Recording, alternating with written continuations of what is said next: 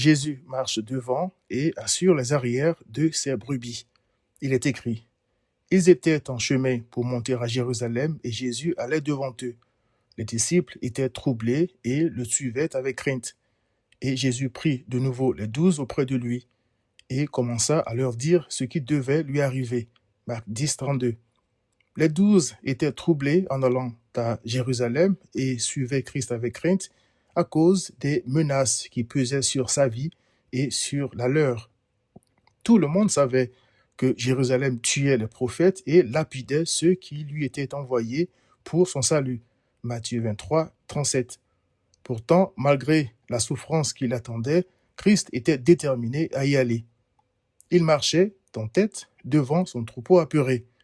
Pierre a renié Christ quand il a été arrêté et les autres ont pris la fuite. Ils craignaient tellement pour leur vie qu'ils s'enfermaient à cause des Juifs, voir Jean 20, 19. Mais rien ne leur est arrivé, parce que l'Éternel qui les réconciliait avec lui-même à travers les meurtrissures de Christ, voir 2 Corinthiens 5, 19, veillait sur eux malgré leur petite foi. Cela montre que l'homme n'est sauvé que par pitié, car nous sommes tous des incrédules par nature. Christ savait où ses disciples s'étaient cachés. Et ressuscité, il est allé les trouver dans leur cachette. Jean 20, 19. Et, plein de compassion et d'affection pour ces pauvres brebis qui ne savaient pas combien le Père lui-même les aimait, Jean 16, 27, il leur a dit: la paix soit avec vous.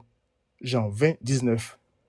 Cher ami, si tu es attaché à Christ, sache qu'il est avec toi tous les jours et qu'il assure tes arrières malgré ta petite foi. Voir Matthieu 28, verset 20. Qu'il soit donc ta paix.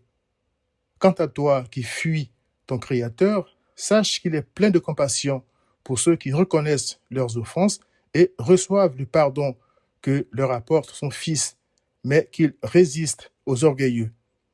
Jacques 4, verset 6. Viens à Christ.